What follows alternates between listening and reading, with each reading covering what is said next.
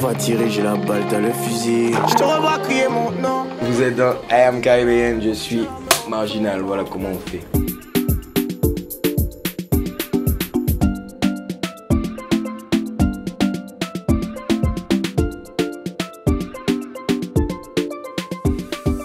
Jeune artiste martiniquais, polyvalent dans ce qu'il fait, actif sur les réseaux depuis 4-5 ans, de manière plus structurée, depuis ma signature l'année dernière avec Jae.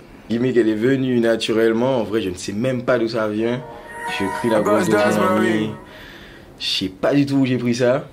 Le blaze vient de l'école, mon professeur de maths, mon professeur de français aimait me mettre dans une case, il m'appelait marginal.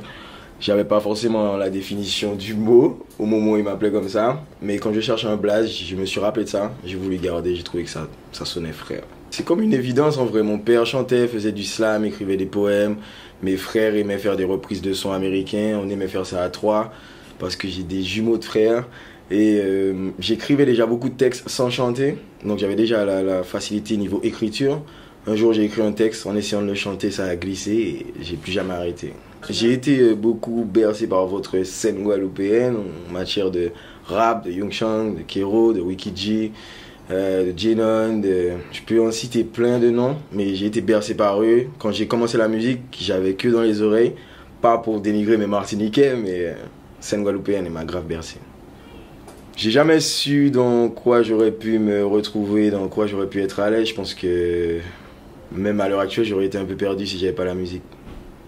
Je voulais sortir une mixtape comme une carte d'identité, je voulais m'affirmer sur les plateformes de téléchargement. J'ai sorti Free Nemesis, on va dire, sur un coup de tête. J'avais pas forcément structuré le projet, j'avais pas forcément énormément travaillé. J'ai vu que les retours étaient magnifiques. À l'issue du projet, j'ai eu une signature. J'ai voulu montrer le côté plus pro, plus structuré, plus frais, l'évolution quoi. Et donc le 2.0, c'était pour un petit peu gommer le goût d'inachevé? Exactement, magnifique, c'est très bien dit. Pas nègre méchant pour faire souffrir tous les animaux. Moi encore le pateur. En ballon à la détente en tête. Moi noyé en pas l'eau de démon. C'est un bon exemple au niveau de Dominant parce que c'est à partir de ce son là que j'ai commencé à comprendre que les gens aimaient mon côté conscient, rap mélancolique et autres. Avant je faisais du rap pur, dur, c'était assez cru. Et on va dire qu'après Dominant, je me suis un peu laissé aller dans la vibes rap mélancolique. Je me sentais bien là-dedans et j'ai vu que les retours devenaient énormes et que les gens appréciaient beaucoup plus ma musique à partir de ce moment-là, à partir de ce son d'ailleurs. Énorme place, au début je ne chantais qu'en créole. J'ai essayé de penser évolution nationale, je voulais péter des portes. Donc j'estime que le créole nous limitait à un certain moment. À l'heure actuelle, il est très utile parce que même les rappeurs français l'utilisent et prennent nos expressions et se l'approprient. Mais au début, ouais, effectivement, je voulais mettre l'accent sur le français pour montrer qu'on n'était pas que des Antillais, qu'on pouvait aller partout. Stratégie, inspiration. J'essaie de penser évolution, vente, stream, tout en restant martiniquais. Mon tout, au début, je faisais un peu du brouillon. C'était assez structuré que du niveau ingénieur parce que j'avais un ingénieur beatmaker, enfin je l'ai toujours, c'est Kidox, qui m'aide, qui m'aiguille dans tout. Le côté professionnel de ma musique était que chez lui. Là maintenant je suis structuré dans les clips, j'ai des stylistes, j'ai des facilités, je peux demander des choses, je les obtiens, tout est beaucoup plus pro, plus facile à faire on va dire. Depuis la signature, je vois vraiment ce que c'est que le game musical. Avant je le faisais pour le faire et là je le prends vraiment comme une profession. J'estime qu'à l'heure actuelle je me suis bien placé, car avant j'étais peut-être considéré comme un artiste qui est en train de monter et qu'à l'heure actuelle on me met près des grands, on me considère comme quelqu'un qui a quand même fait son petit bout de chemin et qui est en place quoi. Oui, c'est mon bébé Mathieu aussi.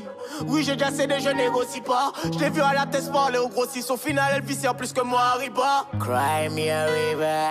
Money no love ever. Mon âme, ce qu'elle préfère. Question crie à l'aide, ride for me, baby. J'ai connu une personne assez sombre, assez thug, dans l'attitude, à l'opposé de l'attitude des filles qu'on a l'habitude de rencontrer. Quelqu'un de très porté sur la street life quoi. Et j'ai un peu grossi l'histoire pour comme je dis souvent, pour la musique, pour le bien du clip, pour que ça soit plus beau. Mais j'ai vraiment connu cette story, j'ai vraiment vécu. Je pense que c'est naturel, je sais pas du tout je me donne pas de rôle, j'y vais à la vibe, je fais les choses comme je les sens, ça vient comme ça, je pense que ça fait partie de moi, je sais ce que je fais. Je dirais que je suis déterminé, sombre et mélancolique. Que j'écoute de la variété française, que j'écoute des sons qui datent de 15 ans ou que j'écoute des sons de blues que tout le monde va trouver bizarre par exemple. Mais en vrai, je pense que beaucoup d'artistes sont comme ça, ils le cachent, c'est tout. Ouais. Les petits de Mada, ils me le donnent beaucoup, les D-Nice, les Kima, pour pas dire de conneries. Le dernier son de Kalash et Titov, j'écoute beaucoup de Titov ces temps-ci. En Guadeloupe, je saigne Tensi Lyrics. J'écoute beaucoup de Real aussi ces temps-ci. Mais tous les noms vont pas revenir, mais en vrai, je trouve qu'il y a une bonne vague musicale qui est en train de s'installer. Il y a des bons bangers qui sortent, j'aime bien les sons, j'adhère. Magnifique, ce qui est en train de se passer va faire en sorte que je dise et je ne sais où, mais dans 2 ans, on sera quand même loin. J'estime qu'on aura la reconnaissance qu'il nous faut, peut-être pas l'année prochaine, mais c'est en train de se construire, c'est en train de devenir gros, ça parle beaucoup de nous. Je vis à Paris, donc je peux le dire, ça se construit et je suis fier de ce qui se passe. Je trouve que c'est la dancehall qui s'est un peu effacée elle-même. Les artistes martiniquais en faisaient beaucoup. Et rien ne leur empêche de continuer. Juste que le public n'adhère plus autant. Je pense que la trappe a pris une place énorme. Et que même des femmes de moins de 13 ans, des filles de moins de 13 ans, on va dire filles, c'est pas des femmes, hein, mais des femmes de moins de 20 ans vont saigner du trap et se voir là-dedans. Pas se reconnaître forcément, mais c'est la musique de ces temps-ci, c'est ce qui donne, c'est le rap moderne. Déjà, ils oublient même le rap, c'est du trap maintenant. Parce que je pense pas que la dancehall pourra recreuser son trou. Il y a de l'afro qui est en train de grave dominer, l'afro. L'afro pour moi c'est la nouvelle dancehall. Et c'est ce qui donne, c'est ce qui marche, c'est mieux même. Ça serait en rap français Nino, ça serait en Amérique NBA Youngboy. Je trouve que si l'artiste a déjà creusé son nom en français, par exemple je vais prendre l'exemple de Meryl qui à l'heure actuelle je pense peut sortir un son en créole et être suivi des Français qui la suivent, qui ne comprennent pas du tout le créole, mais je pense qu'ils vont quand même adhérer, partager, faire tourner. Pourquoi? Parce qu'elle a déjà creusé son petit trou, montré ce qu'elle peut faire en français. Elle a déjà montré qu'elle peut toucher à tout. Donc je pense que ce qu'il faut adapter comme tactique, c'est je vous montre que je suis correctement en place dans mon français, pour après vous montrer ma vraie nature, ma vraie culture, ce que je connais vraiment, l'intégrer dans mon rap, dans peu importe la musique que la personne fait en général. Mais je pense qu'il faut commencer par le français pour après forcer l'auditeur à écouter le créole. Pour moi, c'est ma vision des choses, c'est que l'antillais va toujours suivre. Si, par exemple, Young Chang qui au début a commencé en français, est revenu vers son créole, elle n'a pas perdu sa fanbase, on va pas parler de ce qui s'est passé, mais niveau fanbase, tout est resté fixe. Je trouve qu'à partir du moment où l'antillais pète ses portes au national, son public va le suivre, sa fanbase va revenir, qu'il soit en français ou au créole, il n'y a qu'à regarder Kalash, il fait un son en français, ses antillais le suivent. Il s'est juste déjà installé, il a juste déjà montré ce qu'il fallait faire et on va dire que sa fanbase ne peut pas bouger, on va dire.